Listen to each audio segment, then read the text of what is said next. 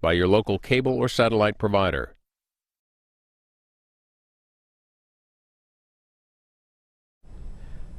Peter Thiel, what does the title of your book, 0 to 1, mean? Well, 0 to 1 refers to any sort of innovation or doing anything new where you do the first thing of its kind. So the first word processor, the first smartphone, the first car, the first plane. It has this connotation of a breakthrough innovation that involves some sort of a quantum leap rather than just a small incremental innovation. And my book is about how we as a society need to be innovating more, and how the really significant innovations that move the dial are these breakthrough 0 to 1 companies. Is Silicon Valley a 0 to 1? Does that have a 0 to 1 mindset? There's definitely Silicon Valley at this point is the center of innovation in the U.S. and I would argue the center of innovation globally. There are certainly a number of companies that have involved these significant breakthroughs. I would say Google, Amazon, Facebook are significant ones in recent years. Apple with the iPhone.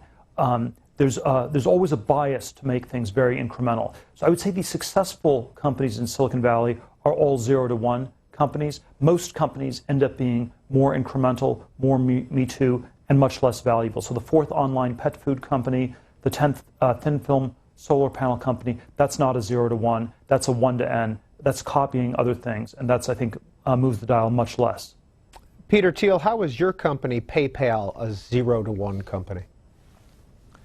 Well, it was the first one to combine email with money, which is sort of a very much of a breakthrough product idea.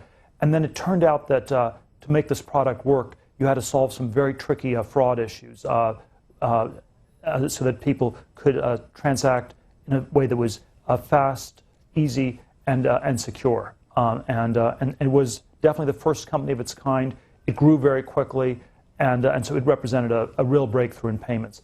It's often, one sort of measure I often give for these companies are things where you have an order of magnitude improvement on some important dimension. And so Amazon had more than 10 times as many books as the next biggest bookstore. PayPal, the alternative to PayPal was to send checks to these eBay power sellers, which took 7 to 10 days to clear. With PayPal, you got the money instantaneously, which was, again, a much faster process. Where did you come up with the idea about electronic payments? Well, it's often not that you sort of come up with the whole idea in a single flash of inspiration. I was very interested in this question of digital currency, of all these ways of what was the nature of money, how could it be shifted, and so we were sort of focused on this intersection of cryptography and money. And then in the course of a year, there were all these different challenges one struggles with. So even if you can come up with a new technology, how will people adopt it? And then we sort of stumbled on this idea that email was something everyone already had, and so perhaps we should try to link money with email. But I think a lot of these companies, the ideas are not fully formed on day one, but it's sort of a subject that people are extremely passionate about. They think about really hard, and then the process of that, you really refine the business model and the idea and come up with a great strategy. And in your book, 0 to 1, you write, when I was running PayPal in late 1999, I was scared out of my wits. Not because I didn't believe in our company, but because it seemed like everyone else in the Valley was ready to believe anything at all. Well, certainly there was an extraordinary bubble in the tech industry in the late 90s, which and in many ways, we're still suffering from the hangover of that. People are skeptical of technology. They're skeptical of Silicon Valley. But the bubble was driven by very unrealistic expectations about growth, sometimes unrealistic expectations about cash flows, and basically, it ended up collapsing in the course of the next 3 years as the NASDAQ went from 5,000 back to just over 1,000. People often ask whether we have a bubble today in Silicon Valley. And I don't think that's the case. I think these bubbles, whether in tech stocks in the 90s or housing and finance in the last decade, these bubbles are all psychosocial phenomena in which you need to get the public as a whole involved. The public was very much involved in the tech bubble in the 90s because you had somewhere on the order of 300 tech IPOs a year. Today, 2013, 2014, the public is far less involved. The IPOs are happening much later. Part of it's Sarbanes-Oxley. Part of it is that the tech companies themselves don't want to go public. They want to be able to build their businesses privately. And because the public is not involved, I do not think we have a bubble this time around. And I think that what's actually happening this time is a long boom that I would expect to go on for many, many years to come. And you further write that the overwhelming importance of future profits is counterintuitive even in Silicon Valley. For a company to be valuable, it must grow and endure, but many entrepreneurs focus only on short-term growth. Well, we did this exercise at PayPal in March of 2001. We looked at our future discounted cash flows, and we concluded that about 3/4 of market capitalization, 3/4 of the value of PayPal as of 2001 came from cash flows in years 2011 and beyond. And that sort of math, I think, is true for almost all these high-growth stocks. Most of the value exists a decade or more in the future. Investors and entrepreneurs tend to be very focused on the growth variable because that's what you can measure in the near term. How much did we grow over the last week, the last month, the last quarter? Whereas the question, will your company still be around a decade from now, is more qualitative, but is actually more important. And so I think the durability of this question of why do you have a permanent lead, why will your company be something of near permanent value, is an extremely important one for entrepreneurs and investors to think about. Peter Thiel, what makes for a good, successful venture capitalist mindset? Well, I always have a somewhat slightly contrarian approach to the conventional wisdom. I think the conventional wisdom in venture capital is that it's somewhat of a portfolio theory. You invest in a lot of different companies. You sort of treat them as though they were lottery tickets of one sort or another. And I think it's a bad way to treat people. You never want to treat the entrepreneurs, the founders, as lottery tickets. But it's also a bad way to invest because when you think that things are a lottery ticket, that you're multiplying a small probability with a big payoff, when you multiply a small number with a big number like that, you typically just end up with a small number. When you think in terms of lottery tickets, you've psyched yourself into losing. And so instead, what I've tried to do over the years is only invest in things where I have very high levels of conviction. It ends up being a somewhat more concentrated approach.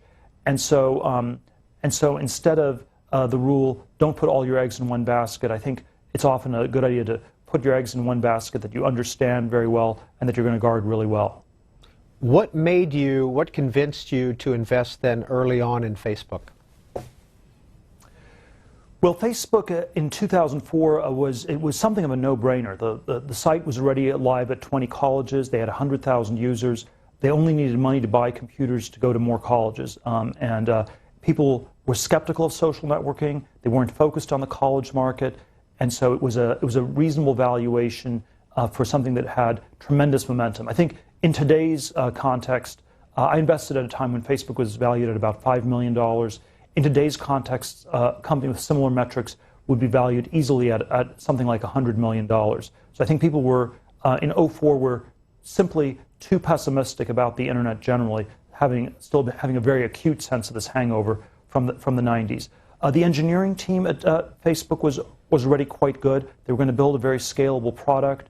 Zuckerberg was extremely focused and extremely passionate about it, and it turned out to be a great investment, much better than I would have even thought at the time. So I thought it was a good investment. Would never have thought at the time that it would become a $200 billion company that it's become today. Peter Thiel, from where did this book stem? You talk about a class you taught at Stanford. Well, the 0 to 1 book came out of a class that I taught at Stanford in the spring of 2012. It was taught to, it was basically, I tried to convey everything I've learned about technology, business, startups in a single course. One of the students in the course, Blake Masters, took these notes, posted them on the internet. Somewhere on the order of 300 to 400,000 people read these notes on the internet, and we thought that it would be a great follow-up project to try to distill these notes, improve them, and put them into this 200-page book, 0 to 1, which is what we ended up doing. On the first day of class, what did you want your students to know?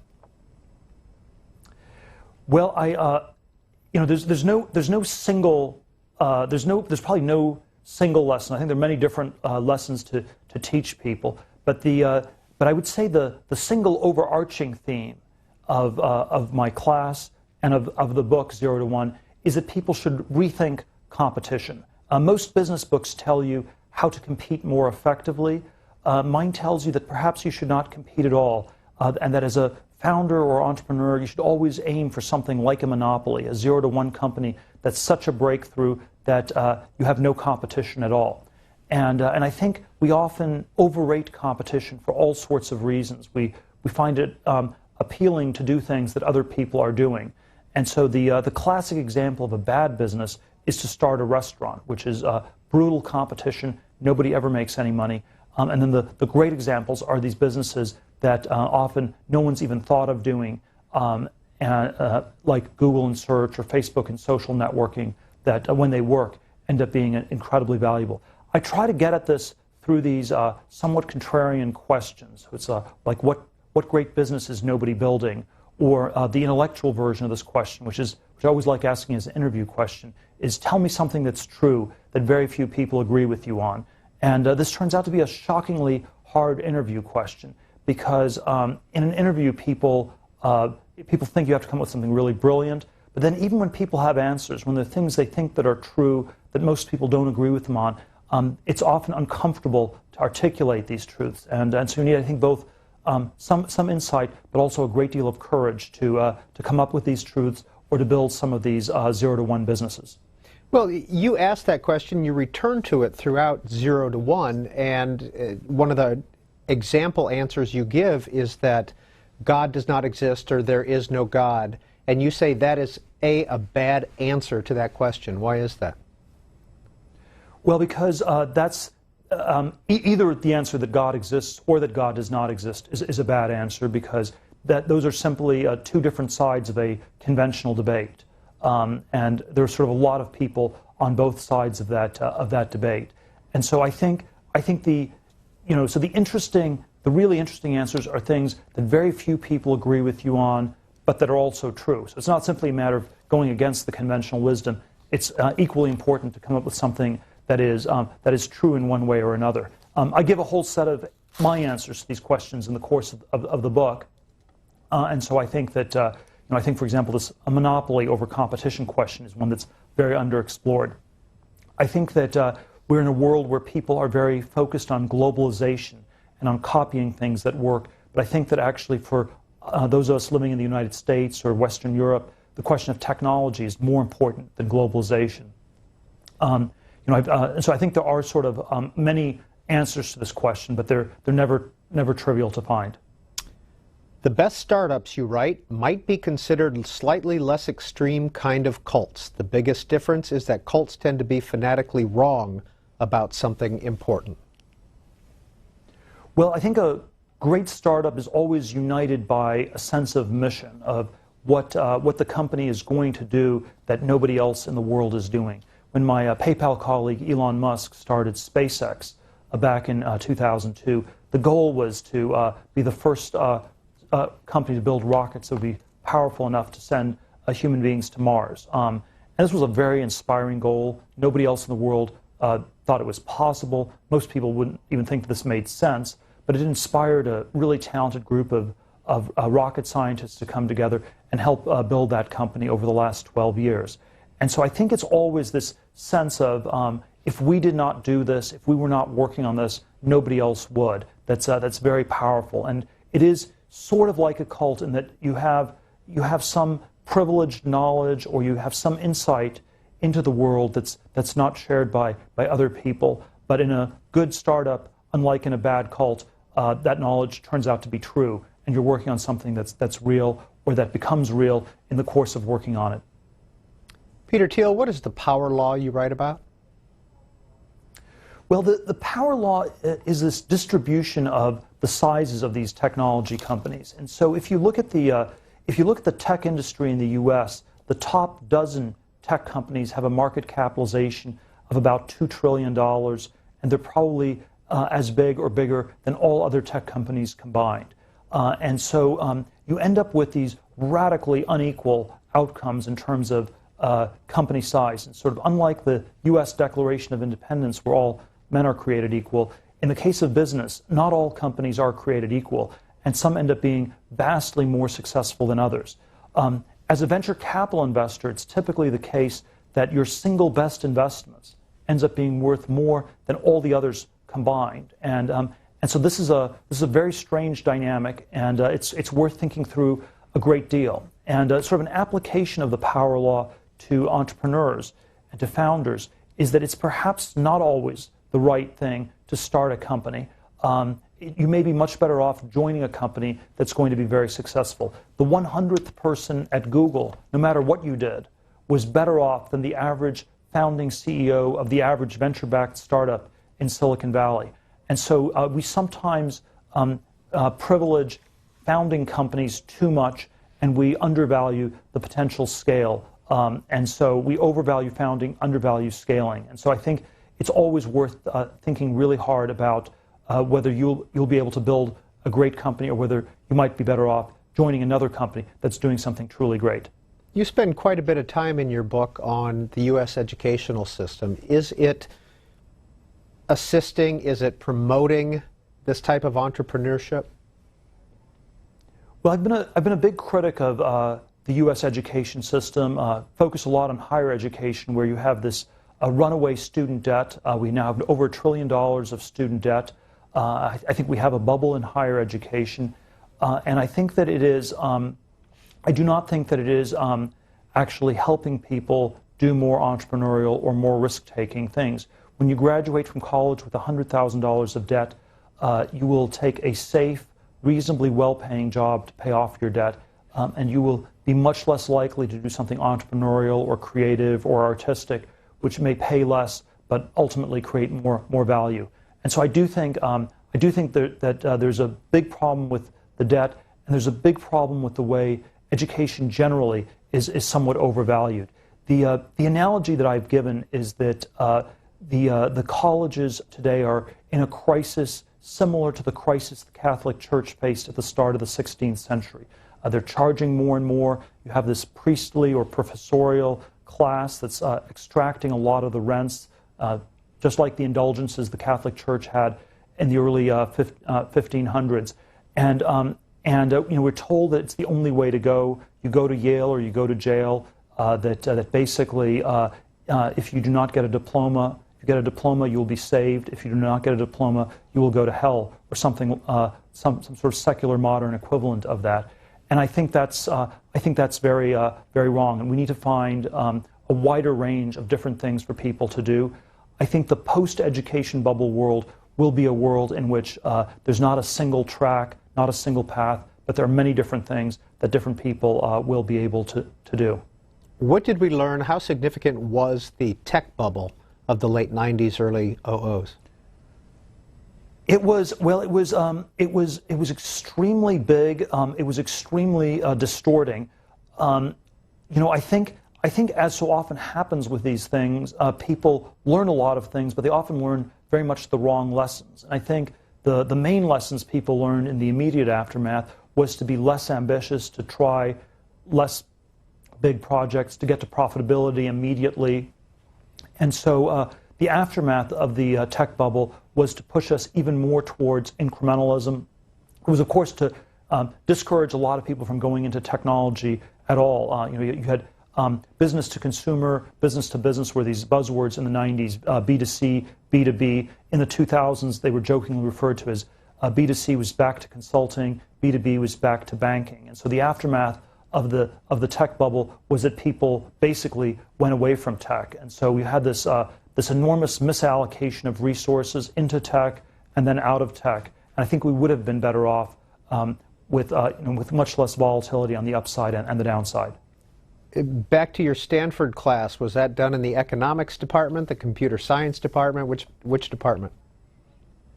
We did it through the computer science department. We thought that it would be that this would be the best way to reach a lot of the people who are starting these companies. So there is sort of, at this point, a strong bias towards engineering and product as the core of these new tech companies. Although it was really open to people across the board in the university and got a lot of attention far beyond the campus. Peter Thiel, you're quoted in several different places as saying, we wanted flying cars, we got 140 characters. What does that mean? Well, it's a tagline on our venture capital Founders Fund website, and it's basically that that we, that if you sort of think about the promises of the Jetsons of the 50s, 60s, there were all these fantastic ideas people had about technology, and there is a sense that something like Twitter is not enough to take our civilization to the next level. And so I've had this view more generally that we are living in an era of relative technological stagnation. We've had a lot of innovation in the world of bits, computers, internet, mobile internet, all those sorts of things. We've had much less innovation in the world of atoms, whether it's energy, food production, underwater cities, flying cars, supersonic aircraft, all the kinds of things people would have talked about in the 50s and 60s. And this is reflected in the way in which the word technology today doesn't mean rockets or flying cars. It means just information technology. So there's been a narrowing of focus. We've had this narrow cone of innovation around this world of bits. But I think to really improve the quality of our society, we need innovation in all these other dimensions as well. And the hope is that we will have some widening of this aperture in the decade ahead, and that we will once again start innovating in many different areas. What's Palantir? Palantir is a company that I co-founded back in 2004. It's a data analytics company which enables people both in government, large corporations, to analyze a lot of the data to find national security threats or criminal activity, fraud. It helps you with cybersecurity in some of the large corporate contexts. And it basically comes out of this idea we had at PayPal that a lot of the problems in our world are not going to be solved by humans alone or by computers alone, and that what you really have to do is figure out ways to get the division of labor to be right between the two of them. And so it's Palantir, it's basically a way for human investigators, human analysts to work much more effectively with computers to analyze large amounts of data. And this is actually sort of a very underexplored paradigm, because the dominant idea that we have in the computer world is that computers are substitutes for people, that computers will replace people in one way or another. The Palantir paradigm is much more that computers and humans are complements. They're different, they're good at very different kinds of things, and the key thing to building a lot of great innovation is not to figure out how do we get computers to replace people, but how do we get computers and people to work together far more effectively. And so I think that's a sort of a general template that could be used in many different contexts.